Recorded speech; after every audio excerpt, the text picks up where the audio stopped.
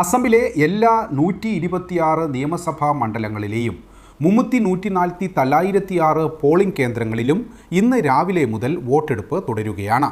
തീർച്ചയായും ഇതുവരെയുള്ള വോട്ടർമാരുടെ പോളിംഗ് അനുസരിച്ച് 2021 അപേക്ഷിച്ച് ഇത്തവണത്തെ വോട്ടിംഗ് ശതമാനം ഒരു തരത്തിലല്ലെങ്കിൽ മറ്റൊരു തരത്തിൽ മെച്ചപ്പെടുമെന്ന് തെരഞ്ഞെടുപ്പ് കമ്മീഷൻ പറയുന്നു.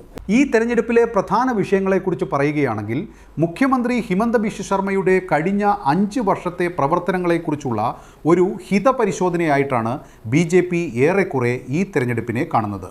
കൂടാതെ ഈ തെരഞ്ഞെടുപ്പിൽ പ്രത്യേകിച്ച് അസമിൽ തെരഞ്ഞെടുപ്പിന് തൊട്ടു മുമ്പ് 40 ലക്ഷം വനിതാ വോട്ടർമാരുടെ അക്കൗണ്ടുകളിലേക്ക് 1000 രൂപ പണമായി കൈമാറിയത് തങ്ങൾക്ക് വലിയ നേട്ടമുണ്ടാക്കുമെന്ന് BJP പറയുന്നു.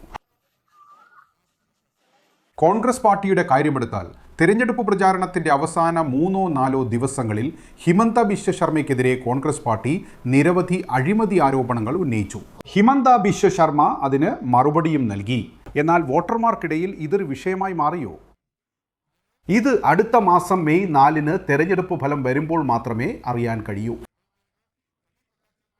പക്ഷേ അതെ, തെരഞ്ഞെടുപ്പ് ധാരണയുടെ കാര്യത്തിലായാലും വിഷയങ്ങളുടെ കാര്യത്തിലായാലും കോൺഗ്രസ് പാർട്ടി വളരെ ആക്രമണോത്സുകമായി കാണപ്പെട്ടു. അവർ മുഖ്യമന്ത്രി സ്ഥാനത്തേക്ക് ഗൗരവ് ഗൊഗോയിയെ തങ്ങളുടെ മുഖമാക്കി. ഇത് കോൺഗ്രസ് പാർട്ടി മുമ്പ് ഒരിക്കലും ചെയ്തിട്ടില്ലാത്ത ഒന്നാണ്. എന്നാൽ ഇതുകൊണ്ട് അവർക്ക് എന്തെങ്കിലും പ്രയോജനം ലഭിക്കുമോ? ഗൗരവ് ഗൊഗോയ് അപ്പർ അസമിൽ മറ്റ് 2 പാർട്ടികളുമായി ധാരണയുണ്ടാക്കി. അപ്പർ അസമിലെ നിരവധി സീറ്റുകളിലെങ്കിലും ഇതിൻ്റെ പ്രയോജനം ലഭിക്കുമെന്ന് അവർ പ്രതീക്ഷിക്കുന്നു. എന്നാൽ 2021 അവരുടെ സഖ്യം കാരണം ഒരു പ്രതിധ്രുവീകരണം ഉണ്ടായതുപോലെ ഇത്തവണ ഉണ്ടാകാതിരിക്കാൻ കോൺഗ്രസ് പാർട്ടി ശ്രമിച്ചു. ഇതിനായി അവർ ഇത്തവണ ബദറുദ്ദീൻ അജ്മലുമായി ഒരു ധാരണയും ഉണ്ടാക്കിയില്ല. എന്നാൽ ഇതിൻ്റെ ഗുണമോ ദോഷമോ കോൺഗ്രസ് പാർട്ടിക്ക് അനുഭവിക്കേണ്ടി വരുമോ എന്നത് വരാനിരിക്കുന്ന ഫലത്തിൽ നിന്ന് മാത്രമേ അറിയാൻ കഴിയൂ. എന്നാൽ അതെ, ഒരു കാര്യം ഉറപ്പാണ്.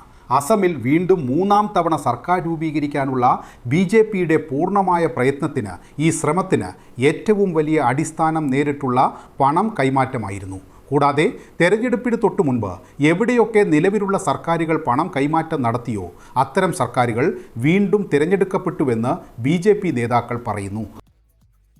അതുകൊണ്ട് അസമിലും അവരുടെ സർക്കാർ വരുന്നതിന് അവർക്ക് ഒരു ബുദ്ധിമുട്ടും ഉണ്ടാകില്ല.